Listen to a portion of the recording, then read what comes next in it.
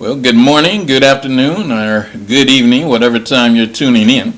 And welcome to the Black Studies Task Force first interview of our known individuals within our congregation that have made some great accomplishments as the first African American in their arena. And today we have the pleasure of having with us Dr. Ned Pettus, who is the first African American fire chief. And he's done a tremendous amount of accomplishments. He's had so many things that he has done. It's been phenomenal. I know that we could not just capsulize that in just a 5-minute interview, so I wanted to do something that was a little more extensive that you can tune into on our website, the Black Studies Task Force website that will be coming soon. And in the meantime, we're going to have an opportunity to hear from Dr. Pettus and some of his great accomplishments here in the city of Columbus. So, Dr. Pettus, I'm going to turn it over to you. Those of you who don't know, the Columbus Fire Department Academy is named after Dr. Pettus, and the Columbus Police Academy is named after James Jackson, another African American. So those are some key accomplishments here in the city of Ohio. So right now we're just going to jump right in, and Dr. Pettus, why don't you share with us what made you want to become a firefighter in the first place?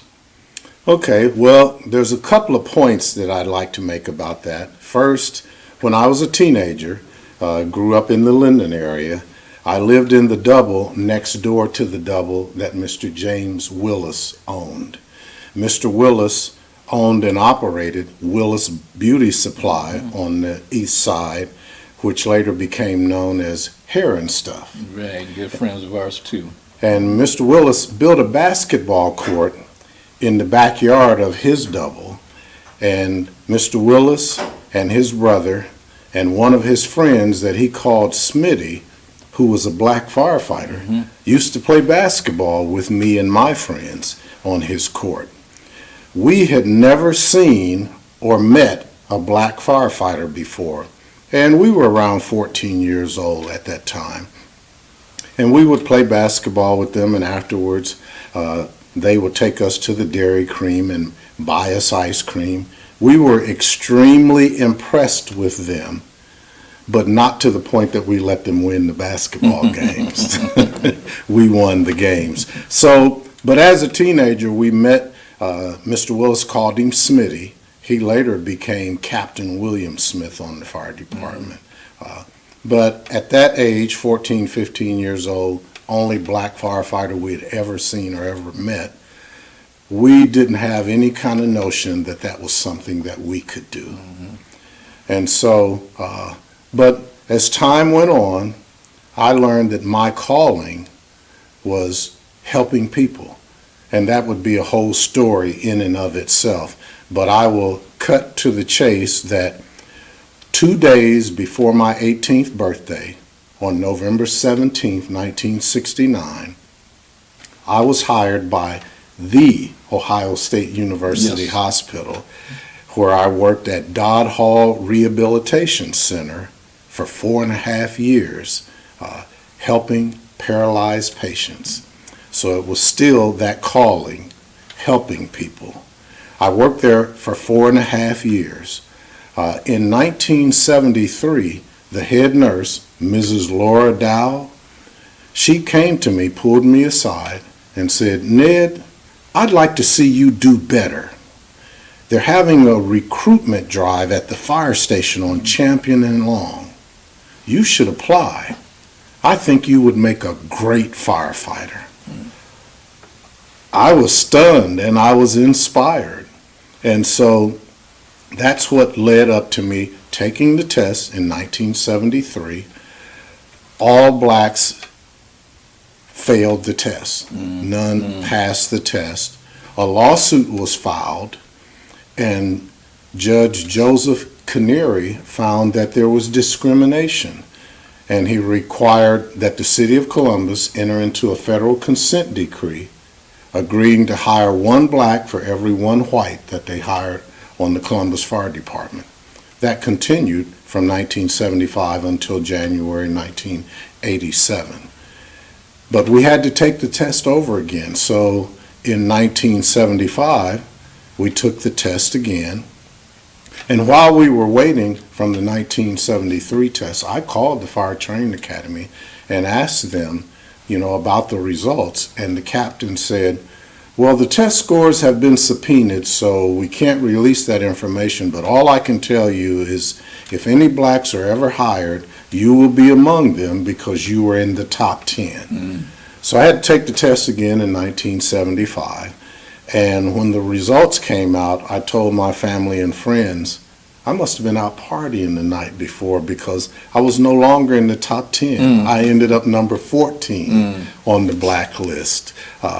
But I was an insurance agent, wearing a shirt and tie every day, driving a new car. I'd gotten my real estate license in 1975, so I thought I was going to be this hugely successful businessman forever.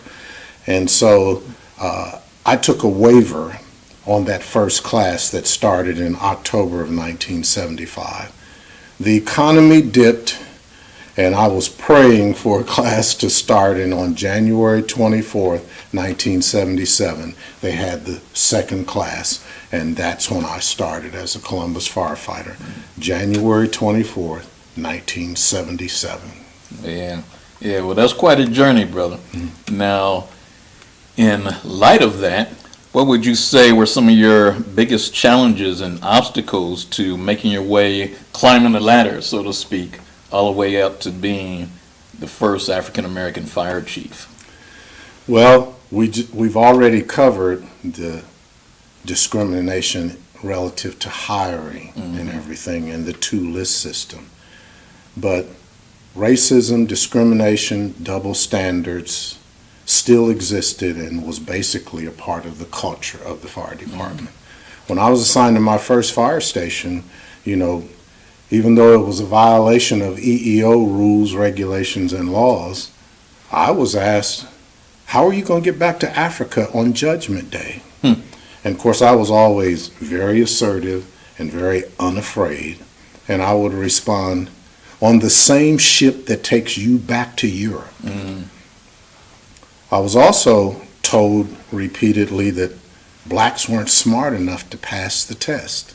Standards had to be lowered for blacks to get on the fire department or to be promoted to lieutenant. There were only 2 black lieutenants and 1 black captain on the whole fire department.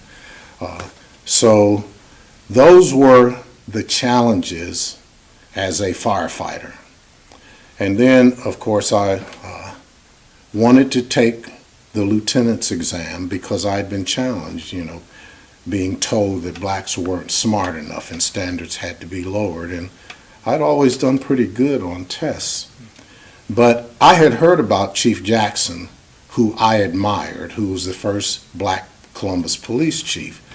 And it was reported that he was number 1 on every list, moving up the chain of command until he was appointed police chief. So when we had to have 5 years of service before we could take the lieutenant's test. So before I took the lieutenant's test, I prayed and I told the Lord, I don't want to be number 1 on the list. I want to be one of your numbers so that I will know that you are with me. I took the lieutenant's exam and I came out number 7 on the lieutenant's list. 2 years later, I took the captain's exam. I came out number 3 on the captain's list. And as a captain, the fire chief, Harmon Duco, and I have a copy of the newspaper article, I have to prove everything. I always had to prove everything. Chief Duco came to me and told me he wanted to set up the first Internal Affairs Bureau in the history of the Columbus Fire Department, and that my name as a captain was the only name that both the administration and the union could agree on to set up and command the first Internal Affairs Bureau in the history of the Columbus Fire Department. Chief Duco told me he was setting up the unit because he wanted to get rid of the good old boy system. This is the fire chief saying this, which to me was acknowledgement of the culture and the racism Right. Absolutely. that existed in the Columbus Fire Department. And so we set that unit up, and I was always known as a straight shooter. My Christian values stood out, and everyone that knew me knew that that was what I believed in, doing what's right versus what's wrong, what's good versus what's evil, rather than black versus white, male versus female. It's either right or it's wrong. Right. And that was what the union and the administration had noticed in me, and that was why the two would only agree on my name as a captain to set that unit up. But also, the Lord had given me the sign that he was with me, and from there, I was promoted to battalion chief in 1993. I became the highest ranking black on the fire department. Then I was promoted to deputy chief, to assistant chief, and on March 24th, 2002, I was appointed the first and still only black Columbus fire chief in the history of the city of Columbus, 15th largest city in the country at that time. We went to 14th, and I think we're back down to the 15th largest city now. But those were some of the accomplishments, but I was appointed fire chief, as an article that I presented to you indicates there, 6 months after 9/11, when no big city in America was adequately prepared for terrorist attack. More than 70% of all terrorist incidents involved explosives, and we had the largest non-military bomb squad in the country on the Columbus Fire Department. But it was part-time. All the bomb technicians were assigned to various trucks throughout the city. I made the unit full-time, and we partnered with the federal government to help other jurisdictions become better prepared. And that was why the federal government authorized me to have photo ops with all of the presidents during my 10 years as fire chief, as well as other dignitaries that came to Columbus, and authorized me to assign or appoint other members of my staff and the department to have photo ops with them as well. They said, we don't know why you would want to take a photo with the president every time he came to Columbus. So if you would like, you can assign other members of your department. And so that's what I did. My 5 assistant chiefs had photo ops with the president. My son is a lieutenant on Columbus Fire. He's over 911. He had a photo op with the president. A neighbor 2 doors over, an African-American firefighter, I authorized him. And the female firefighter who was president of the Columbus African American Firefighters Association, Judy Evergen, I authorized her to have a photo op with Michelle Obama when she came to town. So this was significant, but the biggest accomplishment was getting the department accredited like Chief Jackson did in 1999 and got Columbus Police accredited. It was one of the first big city police departments in the country to become accredited. I had determined I wanted to do on Columbus Fire what Chief Jackson had done in Columbus Police. So I was appointed chief in 2002. It took me 5 years, but in 2007, I got Columbus Fire accredited. That made Columbus, Ohio, the largest city in America to have both its police and fire departments accredited. This was huge, and accreditation was the highest and still is the highest standard that exists for fire departments around the world. And so I was elected president of the Metropolitan Fire Chiefs Association, an international worldwide organization. I was appointed to the National Fire Protection Association's Board of Directors and served on it for 6 years, an international organization with offices in 80 countries around the world. And the Commission on Fire Accreditation International called me and told me that Houston, Texas, the fourth largest city, their fire department was accredited, but they were too large to serve as a model for other fire departments. They overwhelmed the system. The only other big city department that was accredited was Nashville, Tennessee, the 25th largest city. They said, Columbus, Ohio, the 15th largest city in America, and your fire department is the perfect size to serve as a model for fire departments around the world. They made me an ambassador for the program. My wife and I were flown to London, England when I retired in 2012 to present on what we accomplished in Columbus and in Columbus Fire, and to put it into perspective how difficult it is for fire departments to become accredited, and I provided you with some documentation as a cosigner and validation of what I say. There are just under 30,000 fire departments in the United States. Less than 350 of them are accredited still today. That's just over 1% of the fire departments. That means that 98% of the fire departments in the U.S. still are not accredited. Wow. And that's a whole nother story and a whole nother program in and of itself. But that's the highest standard that exists. And there was resistance.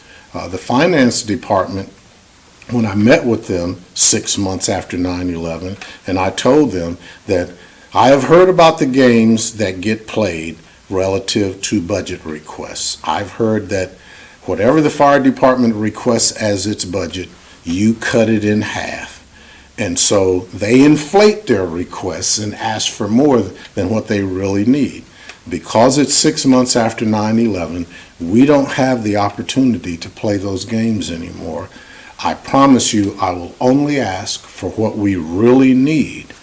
And they said, well, Chief, since we're being forthright here, because I told them my executive staff, my assistant chiefs have referred to them as bean counters. And they said, well, since we're being forthright here, let us let you know how we perceive your executive staff. They have represented to us that they are entitled to their budget because we save lives. And so I took that information back to my executive staff, who felt that we were entitled to our budget because we save lives. Well, and I let them know, because had made up my mind to pursue accreditation like Chief Jackson had done. And I told them, you can't transfer credit from one college to another unless both colleges are accredited. Right. And by the way, hospitals also save lives, and they are accredited. It's a standard that they achieve. This is a direct order. We are going to pursue and achieve accreditation. And so we moved forward, and we became a model for other departments around the world.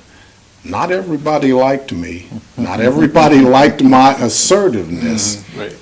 And, Mayor Coleman had told me, because his chief of staff, Guy Worley, was familiar with accreditation, Mayor Coleman told me that, once we learned what it meant, it only made sense. Sure. And he was aware of some of those who wanted to try to railroad me out. And Mayor Coleman would tell them, just leave him alone. So I'm forever grateful for him appointing me and for him supporting me for all 10 years. Here today, I'm still the only chief that served both 5-year terms. They had changed the city charter to limit the police chief and the fire chief to a maximum of 2 5-year terms, and authorizing the mayor to not reappoint either chief for a second 5-year term if the mayor so chooses. So far, I'm the only one that served both 5-year terms, all 10 years. Wow. Yeah. Well, I know through your experiences being the first responder on the fire department, and that being the arena that you function in, you're sharing with us earlier, before we started running the tape here, that you developed something that is akin to PTSD for the fire department. Can you tell us more about that? Sure. PTSD stands for post-traumatic stress disorder. It's a stress disorder. And on the fire department, I was part of a team that put together a group and a process to help firefighters, and we called that stress disorder, how it impacted us fire department first responders, as critical incident stress disorder.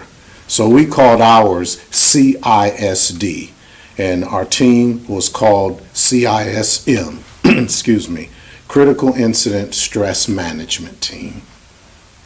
And so, as I shared with you earlier, I believe some of my tendencies and habits reflect some of the critical incident stress disorder that occurred with me over the course of my 35 years Sure. and 10 years as the chief, and being second guessed as I moved up the chain of command.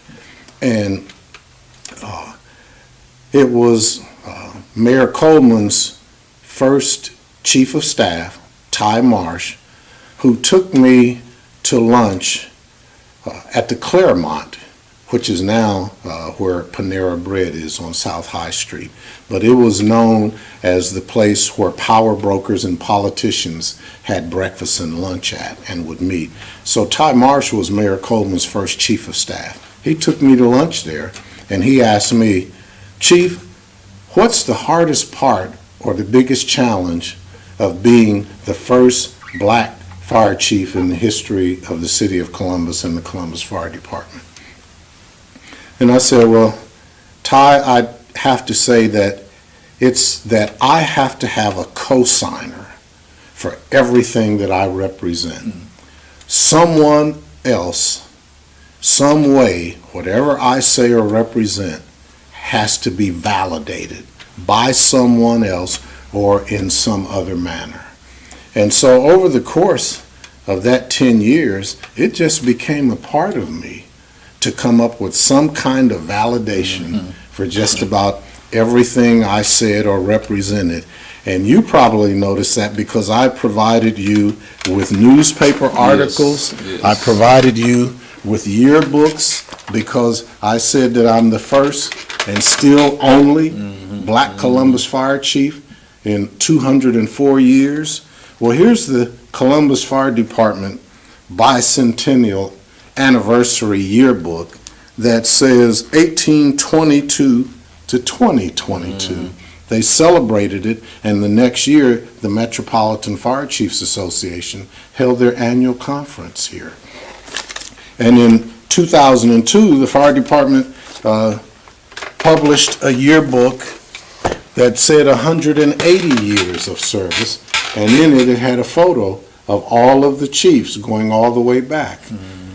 And mine was the only black one. Yes, yes, yeah. And so that's the validation of my representation.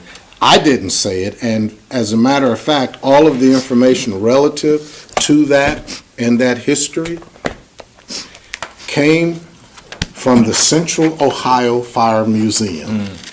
It didn't come from me. They compiled the history. They provided the history they compiled to the fire department to be published in those yearbooks. Yeah, it's an amazing photo as well. As you see Dr. Pettus here at the lower right-hand corner, and the history of all the previous fire chiefs. So that's quite an accomplishment. That is indeed documented history, brother. Yes. And part of my testimony is I firmly believe God did it. And as I told you earlier, my parents picked cotton as sharecroppers until they were 31 and 32 years old. They were ordered out of elementary school into the cotton field to pick cotton, and it wasn't against the law to kill black people in the South, in the Huntsville, Alabama area. And they were finally able to migrate to Columbus, Ohio, 2 years before I was born, and that's a whole nother story in and of itself. But I was the first member of the family born in Columbus, Ohio. My brother, who's a retired Columbus firefighter, was 3 years older than me, cousins 3, 5, 7, 8, 10 years older than me. And we would all be in the backyard playing. My mom's 2 sisters were older than her, and they all used to watch over us. And they used to chastise them because I was the youngest and tell them to stop picking on me. And they would make them let me come in the backyard and play with them. And so when I was like 4 years old, and that's probably my first memory. But I can remember going out to play with them and hearing them say, "Oh Lord, here comes the Buckeye." And I'd run back in the house and I'd tell Mom, "They out there calling me names. They said, 'Oh Lord, here comes the Buckeye.'" "Mom, what's a Buckeye?" But we all came together. But, being the first, Mom's next to the oldest sister had a son. She had 5 daughters and 5 sons. The next to the youngest son was only 12 days older than me, and he was born in Alabama. So I was the first one born here, so I was the Buckeye. Yes. So how could I decide that someday I'm going to be the first and still only black chief in the 15th largest city in America in over 204 years? Nobody but God could do that. Yes, sir. Yeah, and as you know, our son EJ is a firefighter now, and part of that is thanks to you, and he has his eyes set on following in your footsteps to become another African-American fire chief. Amen. Here in Columbus, Ohio. So praise the Lord. Yes. And that ambition or goal of mine is part of the safety director role. Yes. Yeah. Well, speaking of which, share with us how you made that transition from being the fire chief to being the safety director here in Columbus. Well, I had to retire on March 26 of 2012 because I had my 10 years in. So I retired and I did consulting with Management Partners, a local government consulting firm, and for 4 years, and I did organizational reviews of fire departments across the country, from Orange County Fire Authority in California to New Orleans to Charlotte, North Carolina, and smaller departments in between. And then 4 years later, Mayor Ginther brought me back as the safety director. And by then, I had continued my education. When Mayor Coleman made me fire chief, I was the only one of the 5 assistant chiefs with a bachelor's degree. I graduated summa cum laude from Capital University. But I went on and continued my education. I got 2 master's degrees. I went to Harvard in 2007 for their program for senior executives in state and local government. The International Association of Fire Chiefs paid for it. Okay. And then I went on and got my Ph.D. in Human and Organizational Systems. So I think I was the only candidate for safety director with a Ph.D. And I had lunch with Larry James. He was Mayor Lashutka's safety director when I was appointed captain. And we kind of talked about it. I told him Mayor Coleman's directive that he wanted police chief and the fire chief to improve diversity on police and fire. We weren't able to do it. Diversity dropped after the consent decrees. And then Mayor Ginther directed me that he wanted public safety to reflect the makeup of the community. And of course, the city charter back then held that when the mayor was out of town, either the public service director, Jennifer Gallagher, or the public safety director, me, would serve as the acting mayor during the mayor's absence. But I shared with the mayor that by 2016, nearly 40% of the Columbus population was minorities. 51% was female.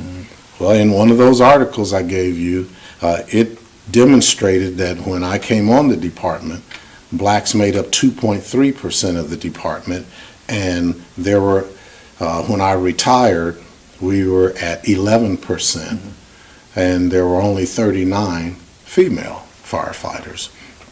So it's a huge challenge, but under that federal consent decree, it grew to 18% out of nearly 1,400 firefighters, the African Americans.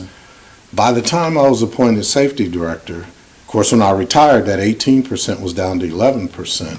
it was down to 8%. Wow. So every year we lost diversity because those of us that started in 75 and 77, we had our 25, 33 years on. We were retiring and leaving, and hiring wasn't keeping up. And research had demonstrated that having a diverse public safety department created greater trust, public trust, greater collaboration, and greater community safety than those that were not diverse. And so, but when I had lunch with Larry James, he asked me, why did I come back as safety director? And I told him about Mayor Coleman's order to improve diversity, and I hadn't been able to do it. And he kind of chuckled and said, oh, so you came back to fail better?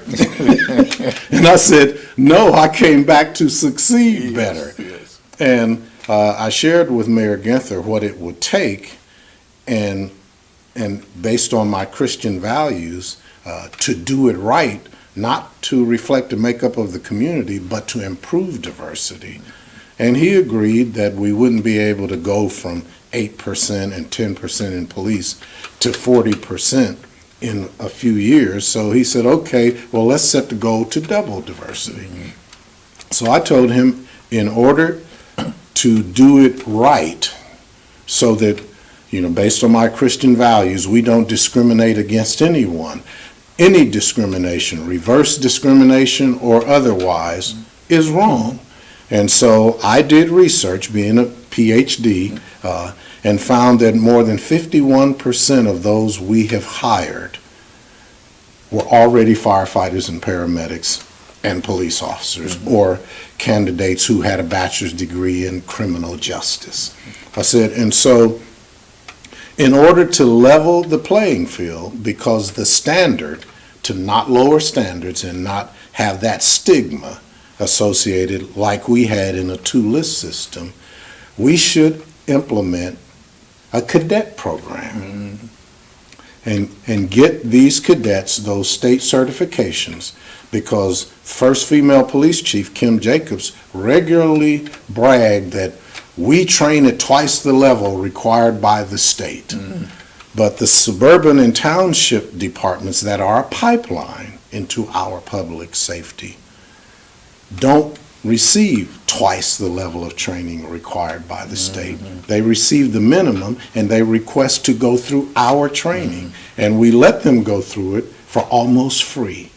So my proposal is we start a cadet program and get them those state certifications as a minimum. That would level the playing field, and that would eliminate any lowering of standards, because the standard in the state of Ohio are the state certifications. So Mayor Ginther felt that, well, that made sense.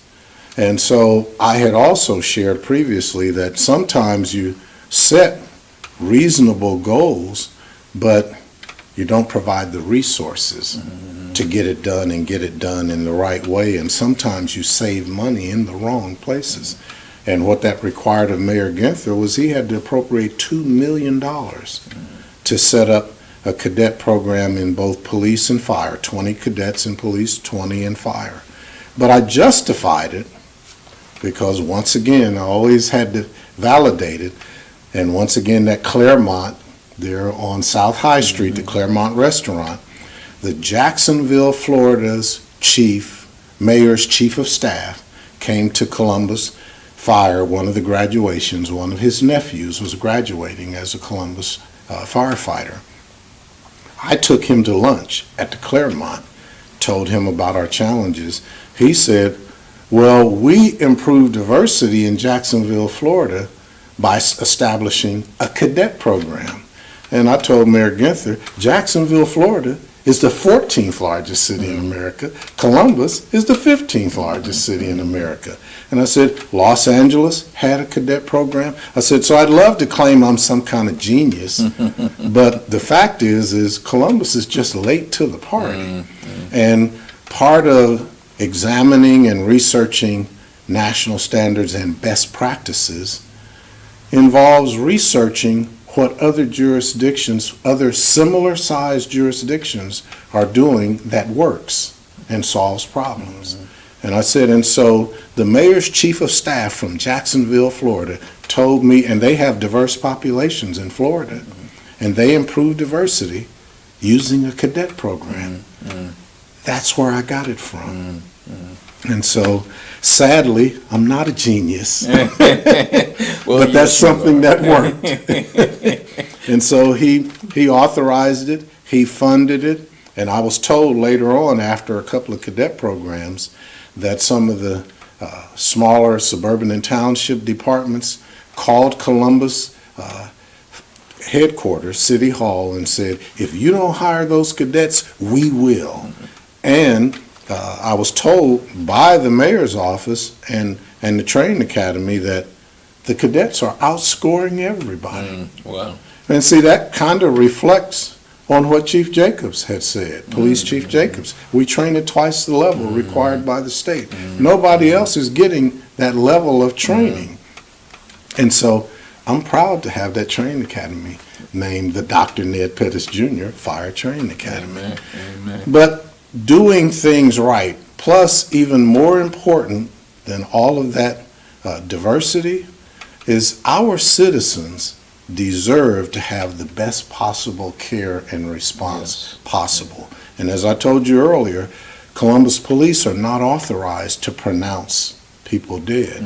It requires a paramedic from Columbus Fire, which reflects on the kind of trauma that we witness and see and experience regularly as part of our job. So, but serving as acting mayor, I was appointed safety director during the George Floyd protests, and of course we'd had our own police-involved shootings, Henry Green in the Linden area. Tyree King was only 12 or 13 years old. He had a BB gun that looked like a real gun. So there were protests everywhere. And Jennifer Gallagher, the public service director, frequently deferred to me to be the acting mayor when the mayor was out of town because all those protests going on. But I also have to acknowledge, I have to give credit where credit is due because God was always with me. Yes, sir. The black clergy in the Columbus, Ohio area had my back. They supported me and they spoke up on my behalf to City Hall, City Council, everywhere that it might have been needed. And I don't see how I could have been successful, especially given some of the haters and some of those who wanted to railroad me out. And the black clergy would step to the plate every time, along with Mr. Clarence Lumpkin, Reverend Troy, New Salem, Bishop Donald Washington, Mount Hermon, where I grew up and was baptized, and a number of clergy members. They would call Mayor Coleman. And so, but Mayor Coleman had my back too. He appointed me and he supported me. But as you know, politics is different. And it's a huge leap from assistant chief to fire chief. They all follow the rules and they enforce the rules. But when you hit fire chief, you work with city government to make the rules and change the rules and update the rules and review best practices. And so it's a whole different ballgame at the top. Yeah. Now, in light of all of that you have experienced and that extensive journey that you've had and the accomplishments that you've had have been so phenomenal, looking at this current administration and where we are now, what are some of your hopes for the future in regard to the fire department, safety directors, police force here in Columbus? What are some of your thoughts in that? My thoughts are we've had good mayors who want the right thing done. And of course, I think I was a good safety director. And we've had some good chiefs. But there's always room for improvement. And that's the hallmark of accreditation, is continuous improvement, not maintaining the status quo. And in fact, you have to get reaccredited every 5 years, but every year you have to submit an annual compliance report that shows you what improvements you have made over the year, every year for 5 years, and then go through the whole process. It is incumbent upon the administration to continue to push for greater diversity, representation of people of color and women in public safety in both police and fire. Part of my dissertation, and they wouldn't let me do it just on diversity in fire, but the title of my dissertation for my Ph.D. was Interorganizational Collaboration Among Metropolitan Fire Chiefs, a Force Multiplier. And I agreed to anonymity of the chiefs, but I interviewed 25 fire chiefs from the 25 world's largest fire departments from around the world. And I included a component about diversity and its impact. And I interviewed chiefs that were part of the Urban Search and Rescue Team. It's called USAR Team, the acronym for Federal Urban Search and Rescue Team. They were deployed during Hurricane Katrina in the Louisiana, New Orleans area. There was a chief that was a part of one of those USAR teams that was deployed to Haiti when they had the earthquakes in Haiti. And then one of the chiefs was a part of some demonstrations, protests, etc., in Philadelphia that involved race. And as part of my dissertation, I had to examine and analyze patterns and trends. And the overwhelming pattern and trend was that these chiefs indicated from around the world that when they were deployed, that usually diverse populations were the ones that experienced these disasters most often, because their homes, their neighborhoods were usually the oldest stock of housing, and it usually impacted minorities more than anyone else. And their urban search and rescue teams were more effective if they were diverse, because the populations in those communities trusted them more when they saw individuals on the teams that looked like them. These were the 25 chiefs of the largest fire departments in the world from around the world, and their common pattern and remarks were that their teams were more effective in disaster response when their teams were diverse. So we need to continue to push for improving that diversity towards Mayor Ginther's goal of reflecting the makeup of the community, because it makes a difference. And as for law enforcement, and I did some speaking with some media representatives present once, and told them that there's a different perspective when your son or daughter is one of those police officers and has 30 seconds to live and must make a decision. Right or wrong, they got to make a decision. And it's a different perspective, and it has a different impact on you. Because, see, one of my cousins that next to the oldest sister of my mom's, her youngest son, 4 years younger than me, served as an FBI agent for 28 and a half years, and his daughter became a police officer in Atlanta. So when you have loved ones who face that dilemma, and you're the safety director, the appointing authority, and the firing authority, you have to take that into consideration. And so when you are excluded, you can't feel what it feels like when it's your son or your daughter that even if they make a mistake, they got about 30 seconds to live. They got to make a decision. And we, as the government, we hire them and we train them and we authorize them to make those decisions. But as the safety director, and I'm glad this statistic came back to me, and I have a newspaper article there that indicates research that shows blacks die in fires at twice the rate of whites. As my 5 years as safety director, I received a monthly homicide report. On average, 70 to 80% of the homicides in the city of Columbus, 15th largest city in America, were African American. We typically only had suspects on about 51% of those homicides. Nearly all of them were also African American. My point to that is public safety in Columbus impacts African Americans more than any other group in the city. If you die at twice the rate of whites, how many fatalities happen in Upper Arlington, Westerville, these affluent suburbs and communities?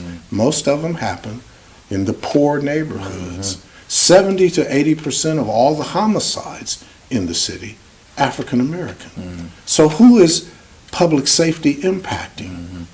So to me, in my perspective, continuing going forward, is that African Americans are more greatly impacted by public safety, so we should not be excluded. We should be adequately represented, including in leadership positions, to have a role and responsibility in helping to make the community safer for everyone, but in particularly for the community that's more greatly impacted by it. That's just logical. I didn't have to be a genius to figure that out either. I had told the mayor once that if a house is on fire on that side of the street, I don't send fire trucks over there. I send them there. We respond to where the problem is. And if it's been demonstrated by research that trust is increased, collaboration is increased, and unity is increased when there are diverse populations or representations. United we stand, in God we trust, and the golden rule, do unto others as you would have others do unto you. Amen. So the Christian values should drive that, and if everyone is safer, and those that are on fire, and those that are dying, are well represented and helping to create the solutions, it makes the entire community safer. And the safety and well-being of our community improves. So we have to keep working on it. We have to keep funding it and stop saving money in the wrong places. And I shared because some of the first responders who weren't black used to say, well, all Safety Director Pettus wants to talk about is diversity and improving diversity. And my response was, well, I already achieved the highest standard that exists for fire departments when we got accredited, something that 98% of the departments haven't done. Chief Jackson had already got that done in the police department. So when does improving diversity become a priority? In my opinion, now. Yes. So I had a lot of notes, but I didn't need them to tell my story. Oh, not at all, not at all. Okay, yeah. Now, a lot of young people may be watching this. What would be your message to them in terms of opportunities with the fire department, with the police department? Because I know one of the big ones is that they pay for your education. Is that right? Tuition reimbursement, 100% tuition reimbursement. They had the honor of paying for my bachelor's degree at Capital University, both of my master's degrees, and of course the International Association of Fire Chiefs paid for my education at Harvard, but almost all of my Ph.D. I had to pay for the last year and a half of it after I retired. But 100% tuition reimbursement, and that was why I tried to keep my dissertation job related. Individuals on the police department get preference to being assigned to Internal Affairs Bureau or the Professional Standards Unit if they have a law degree. Internal Affairs and Professional Standards Bureau in the Columbus Police Department is filled with lawyers. police officers who got their law degree. Columbus Fire, I think I was the first one to get a Ph.D., but they have lawyers, they have educators, architects, engineers. The only graduate degree program that I know of that was disapproved while I was the fire chief was one of the firefighters wanted to get a master's degree in theology. And because there are so few chaplains for the fire department, that one was turned down. But every other degree program has been approved. And so the electrician, when I built my house in 2003, he was a firefighter. He did that on the side. The house I lived in before that in Framingham, when I had to have the roof replaced, firefighters did that on their days off. And that was one of the complaints of the police when I was just a firefighter, was when they went through negotiations, was they complained that just about all those firefighters got some kind of job or career on the side, so we should be making more than them. And they convinced the city, and the city gave them a raise. And they said, plus, they only work about 8 or 9 days a month. And all of that was true with the Kelly days. So police were given an extra raise, but paramedics got an 8% differential. And those that work like as inspectors, and don't work 24 on and 48 off, they get paid 8% more as well. But that tuition reimbursement, you can't beat it.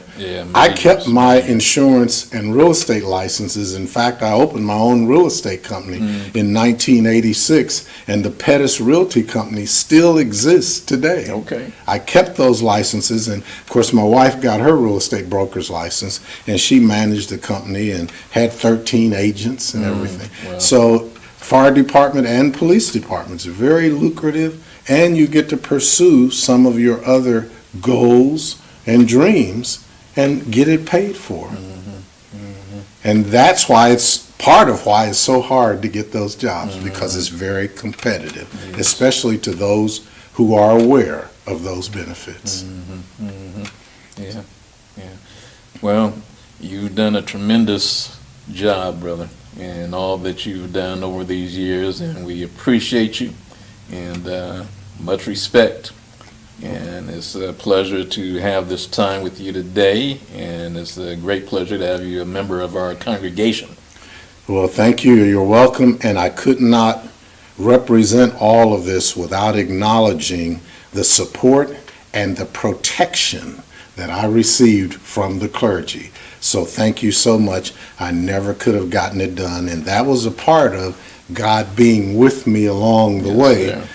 He knows how to assign advocates and protectors and support for those who need it. And that's what he did for me, and I'm still thankful. Amen. So, all right. God bless you, and thank you for tuning in to this first of our Black Studies Task Force interviews, and we have more to come, because we have a great cloud of witnesses among us here at Faith Ministries, and Dr. Ned Pettus is one of those. God bless you.